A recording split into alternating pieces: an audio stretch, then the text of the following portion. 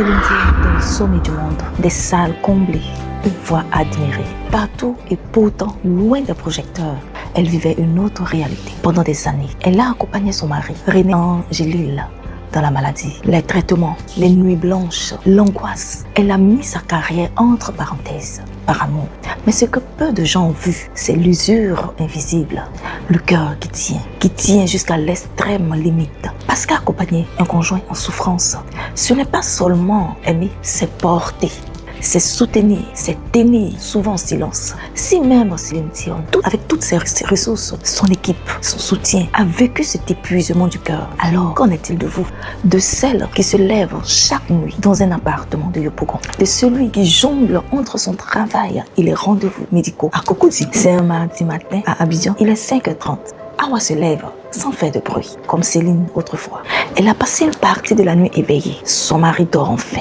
Après une crise d'angoisse et d'insomnie, elle a accompagné jusqu'à 3h du matin. Dans une heure, les enfants devraient se réveiller, se lever. Le petit déjeuner doit être prêt, le linge à laver.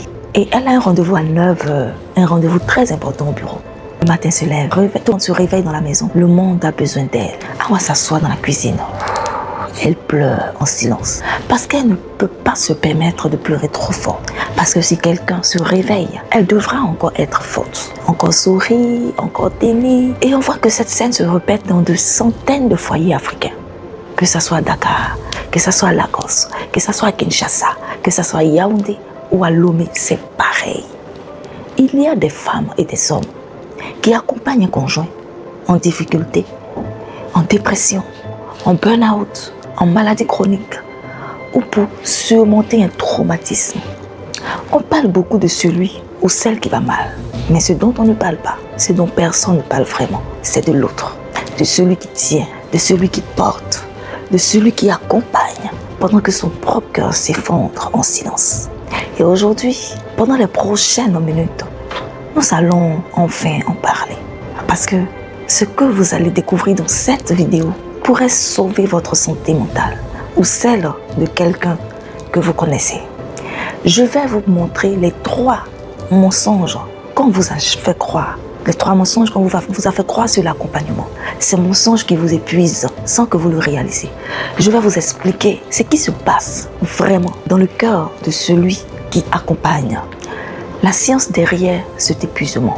Et pourquoi ce n'est ni de votre faute, ni un manque de foi. Et surtout, je vais vous donner les 3 étapes concrètes pour sauver votre cœur sans abandonner votre conjoint. Installez-vous confortablement parce que si vous vous êtes senti concerné par cette introduction, c'est que cette vidéo t'est personnellement adressée. Le premier mensonge qu'on se raconte, c'est que l'amour supporte tout. Donc si tu aimes vraiment, tu ne dois pas être fatigué. Peut-on finir par s'éteindre à force de vouloir garder la flamme de l'autre allumée? C'est l'histoire de Gail Shei. Elle était journaliste, active, pleine de projets. Jusqu'au jour où la maladie de son mari s'est installée. Pas comme un choc, mais comme une ombre lente qui finit par prendre toute la place dans la maison. Au début, elle pensait que l'amour suffirait. Elle a même mis ses émotions de côté, ses besoins en silence. Parce que quand l'autre va mal, on se dit que sa propre fatigue peut attendre. Mais avec le temps, elle a compris quelque chose de douloureux. Elle s'épuisait pas seulement à cause de la maladie de son mari. Elle s'épuisait parce qu'elle s'oubliait elle-même. Elle s'épuisait parce qu'elle s'oubliait elle-même. Mais c'est ton rôle. Tu as dit pour le meilleur, pour le pire. Les vrais amoureux tiennent ensemble. Dans notre culture, on ne se plaint pas. Et cette phrase fait quelque chose de très dangereux. Elle transforme votre épuisement légitime en preuve d'amour. Un amour défaillant. Alors, vous vous forcez encore plus. Vous cachez votre fatigue. Vous souriez quand vous n'en pouvez plus. Vous serrez les dents. Vous continuez. Parce que si vous êtes fatigué, ça veut dire que vous n'aimez plus. Ça veut dire que vous n'aimez pas assez fort. Sauf que c'est faux. Accompagner quelqu'un dans la souffrance vous transforme en un puits d'eau qui s'épuise lentement. Ce n'est pas une question d'amour. C'est une question de capacité humaine. Vous pouvez aimer profondément et être épuisé. Les deux peuvent coexister. Et reconnaître votre fatigue ne fait pas de vous un mauvais conjoint. Ça fait de vous un être humain. Puisque que vous êtes humain. Et le deuxième mensonge qui rejoint le premier, c'est que tu dois t'aimer. Point final. Laissez-moi vous parler également de Sharon Osbourne, qui a toujours été perçue comme une femme forte, directe, solide, capable de tout gérer. Mais ce que peu de gens ont vu, c'est que la maladie de son mari a changé quelque chose en elle. Quand Ozzy Osbourne a été diagnostiquée avec la maladie de Parkinson, la vie de Sharon a basculé. Pas du jour au lendemain, mais lentement, silencieusement. Elle a dû réorganiser toute leur vie autour de la maladie. Les rendez-vous médicaux, les traitements, les inquiétudes constantes sur l'évolution de l'état de santé de son époux. Elle n'était plus seulement une épouse, elle était devenue une protectrice, une gestionnaire, un pilier émotionnel. Sharon a continué, elle a continué à apparaître en public, à travailler, à sourire devant les caméras. Mais derrière cette façade qu'elle montrait, elle portait une charge invisible. Elle expliquerait plus tard que la partie la plus difficile n'était pas seulement la maladie de son mari, mais la peur constante et la pression d'être forte en permanence. Dans nos communautés africaines, on valorise énormément la résilience, la capacité à encaisser, à tenir malgré tout. C'est une belle qualité, une très belle qualité. Et nos ancêtres ont survécu grâce à cette force. Mais ce qu'on ne vous dit pas, c'est que tenir en silence a un coût. Ah oui, un coût physique, une fatigue chronique, des insomnies, des maux de tête, des tensions musculaires, un coût émotionnel, l'irritabilité, les crises de l'âme inexpliquées, la perte de joie. Et ce silence-là peut aussi avoir un coût relationnel. Vous devenez distant, moins patiente avec les enfants, moins présente. Même quand vous êtes là, vous semblez être absente. Vous êtes absente, pourtant vous êtes présent. Là, tenir, ce n'est pas un super pouvoir. Ah non, détrompez-vous, ce n'est pas un super pouvoir. C'est une stratégie de survie. Parce que nous sommes des humains. Et le troisième mensonge que j'ai découvert quand je faisais mes recherches, pour cette vidéo, c'est ta foi. Oui, on te dit que ta foi devrait suffire. Maintenant, parlons de Fatoumata, 34 ans. Elle vit à Dakar et son mari, malheureusement, traverse un burn-out professionnel depuis 1 an. Il a perdu sa motivation, il dort beaucoup, il ne parle presque plus. Et Fatoumata, elle prie tous les jours, elle jeûne, elle va au culte. Elle croit fermement que Dieu va restaurer son foyer. Mais à l'intérieur, elle s'épuise. Et pire encore, elle culpabilise de s'épuiser.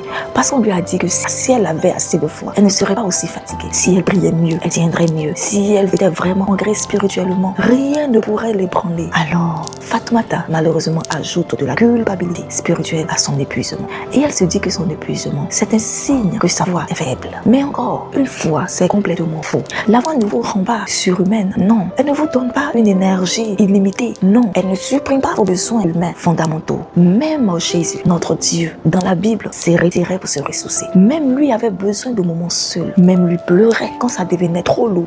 On parle du Christ lui-même. Alors qui sommes-nous? Qui suis-je? Qui êtes-vous? Dieu ne vous demande pas de vous oublier. Il n'a jamais dit ça. Dieu ne vous demande pas de vous oublier pour aimer. Il vous demande pas de vous vider jusqu'à l'épuisement. Alors si vous êtes fatigué aujourd'hui, ce n'est pas parce que votre foi manque. Non, c'est parce que vous êtes humain. Et il est important de le reconnaître. Et que même les cœurs les plus forts ont besoin de repos.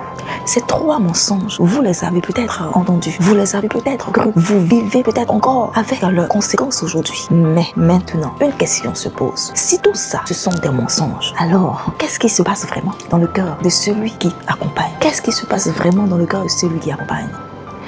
Ce que vous vivez a un nom et ça s'appelle la fatigue compassionnelle ou le burn-out de l'aidant. Et ce n'est pas quelque chose qu'on invente, c'est réel. Éprouvé. Selon plusieurs études internationales, 73% des conjoints qui accompagnent développent des signes de dépression. Dans les 2 premières années de l'accompagnement, je vous dis 73%, mais c'est presque 3 personnes sur 4. En moyenne, un conjoint aidant dort 4,5 heures par nuit, alors qu'on devrait normalement dormir profondément 7 heures de temps. Et 80% des aidants rapportent n'avoir jamais consulté un professionnel pour leur propre santé mentale. Parce qu'ils ne pensent pas que leur souffrance compte. De comprendre ce qui se passe dans votre corps. Quand vous accompagnez quelqu'un en souffrance, vous vivez un peu sur le qui-vive. Votre cerveau est programmé pour détecter les signes de danger. Est-ce qu'il va bien aujourd'hui? Est-ce qu'il va faire une crise? Est-ce que je dois m'inquiéter? Toutes ces questions-là sont programmées dans votre cerveau. Et votre corps produit du cortisol en continu. C'est l'hormone du stress. À petite dose, elle vous aide à réagir. Mais à dose prolongée, elle use votre corps, ce qui produit de la fatigue, des inflammations et affaiblit votre système immunitaire. Et émotionnellement, vous absorbez la douleur de l'autre. Vous portez son anxiété, sa tristesse, ses peurs. Pas parce que vous le choisissez consciemment, mais parce que vous êtes lié, parce que vous êtes connecté à cette personne. Et votre cerveau simule ce que l'autre ressent. C'est ce qui vous permet d'avoir de l'empathie. Mais c'est aussi ce qui vous épuise. Parce que porter vos propres émotions, c'est déjà lourd. Mais porter aussi les siennes, en plus, c'est le double du poids. Et dans nos cultures, malheureusement africaines, ce poids est souvent encore plus lourd. Parce qu'on ne vous demande pas seulement d'accompagner votre conjoint. On vous demande aussi d'être le pilier de la maison, de gérer tout dans la maison. Les enfants, les belles familles. Et les attentes communautaires sont nombreuses. Si vous êtes une femme, on attend de vous que vous soyez la pilière, celle qui tient tout ensemble, celle qui ne montre pas de faiblesse, qui ne montre pratiquement jamais de faiblesse. Si vous êtes un homme, on attend de vous que vous soyez le roc, celui qui protège, celui qui n'oublie jamais, celui qui est là, qui porte tout. Et vous ne dites rien. Parce que vous savez qu'en parler ne pourrait pas être perçu comme un manque de respect envers votre conjoint. C'est cela ou un signe que vous ne savez pas tenir votre foyer. Et petit à petit, quelque chose en vous commence à se fissurer. Vous remarquez que vous êtes plus irritable. Une petite chose vous fait sortir de vos gonds. Vous remarquez que vous pleurez beaucoup. Vous pleurez facilement. Un film, une chanson, quelqu'un qui vous demande comment ça va. Et soudain, les larmes sortent. Les larmes montrent jusqu'à sortir. Vous remarquez que vous évitez les conversations profondes. Et vous remarquez que vous êtes moins présent que les enfants. Physiquement, vous êtes là. Mais émotionnellement, vous êtes absent. Ce ne sont pas des signes de faiblesse. Ce sont des signes d'alarme, je vous dis. Et si vous n'écoutez pas maintenant, le cœur, vous allez trouver, votre cœur vous dit, je n'en peux plus. Et si vous n'écoutez pas maintenant, si vous ne l'écoutez pas maintenant, il trouvera d'autres moyens de vous dire qu'il n'en peut plus. Vous aurez à avoir des crises d'angoisse, des maladies à répétition, des accidents, des décisions impulsives que vous regretterez sûrement après. Je peux vous assurer que votre corps ne vous trahit pas. Il essaie juste de vous sauver. Alors, la vraie question aujourd'hui, ce n'est pas pourquoi je suis arrivée à ce stade, pourquoi est-ce que je suis fatiguée. La vraie question, c'est qu'est-ce que je fais maintenant pour sauver mon cœur avant qu'il soit trop tard. La première étape, c'est de reconnaître sans culpabilité. Et la guérison commence toujours par un acte de vérité. Vous devez d'abord reconnaître ce que vous ressentez, sans le minimiser, sans comparer et surtout sans vous juger. Prenez un stylo et écrivez cette phrase. Prenez un stylo et écrivez cette phrase. Oui, c'est lourd. Pour moi aussi. Vous n'avez pas besoin d'expliquer ou de donner des justifications. Oui, je suis fatiguée. Oui, j'ai besoin d'aide. Oui, je ne sais pas comment faire. Cette reconnaissance est déjà un acte de courage parce que vous brisez le silence. Vous donnez un nom à ce que vous vivez et ce simple acte change quelque chose parce qu'une douleur nommée est une douleur qui est être traitée. La deuxième étape, vous devez créer des micro-pauses non négociables. Vous n'avez peut-être pas les moyens de partir une semaine en vacances et vous n'avez peut-être pas les moyens de partir avec votre famille proche de prendre quelqu'un de votre famille pour vous relayer. Peut-être un accès à un psychologue, vous n'avez peut-être pas cette chance. Mais vous avez 15 minutes.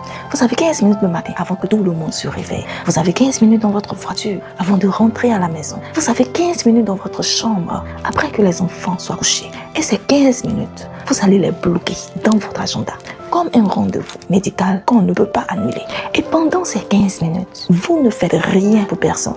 Vous ne ferez rien pour personne d'autre. Vous respirez, vous priez, vous écoutez de la musique. Vous restez juste assise en silence. Ce n'est pas de l'égoïsme, c'est de la survie. Parce qu'un cœur qui ne respire jamais finit par s'étouffer. La troisième étape, vous allez construire un cercle de soutien. Même petit, vous avez besoin d'au moins une personne à qui dire la vérité. Une seule. Pas quelqu'un pour vous juger, pas quelqu'un pour vous indexer, mais quelqu'un qui va donner des conseils non sollicités. Encore moins quelqu'un qui va minimiser ce que vous ressentez, mais quelqu'un qui va juste écouter et vous dire « Je te vois, je vois ce que tu vis et ce que tu vis est réel ». Ça peut être un ami de confiance, ça peut être un frère, ça peut être une soeur, ça peut même être un mentor spirituel, ça peut être un groupe de soutien en ligne.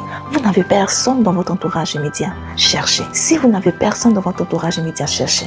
Car il existe des groupes de soutien pour conjoints, aidants, des communautés en ligne, des lignes d'écoute. Parce que vous ne pouvez pas porter seul ce que deux épaules ne peuvent pas supporter. Et si vous avez un accès à un professionnel, consultez un psychologue, un thérapeute, un conseiller conjugal. Ce n'est pas un luxe, c'est une nécessité. Maintenant, écoutez-moi bien. Ces 3 étapes-là ne vont pas résoudre tous vos problèmes du jour au lendemain. Votre conjoint ne va pas guérir miraculeusement, non. Il ne va pas guérir parce que vous prenez soin de vous. Mais ces étapes vont faire une chose essentielle. Elles vont vous permettre de tenir plus longtemps, plus sainement, sans vous détruire dans le processus. Alors, voici ce que je veux que vous fassiez maintenant. Pas demain, pas la semaine prochaine. Maintenant, première chose à faire, identifier une personne de confiance. Une seule, à qui vous allez dire la vérité cette semaine. Pas ça va, la vérité. La deuxième chose, bloquez 15 minutes dans votre agenda demain matin, juste pour vous. Non négociable. Même si c'est dans votre voiture, avant d'entrer au bureau, bloquez ces 15 minutes pour vous. Et la troisième chose, écrivez en commentaire, mon cœur compte. Si vous vous engagez à faire les 2 premières choses, les 2 premières étapes. Parce que votre cœur ne peut pas attendre que tout le monde aille bien pour que vous respiriez. Prendre soin de votre cœur, ce n'est pas abandonner votre conjoint. Ah non, hein? C'est vous donner la force de continuer à l'accompagner et de mieux l'accompagner et de l'accompagner plus longtemps sans vous briser.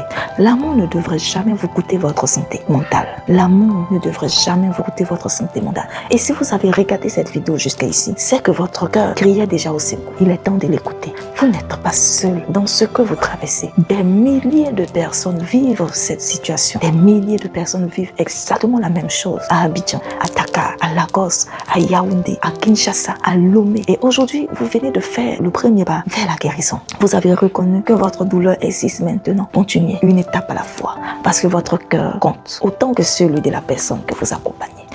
Et aimer profondément ne devrait jamais, je vous dis bien jamais, vous coûter votre paix intérieure. Prenez soin de vous.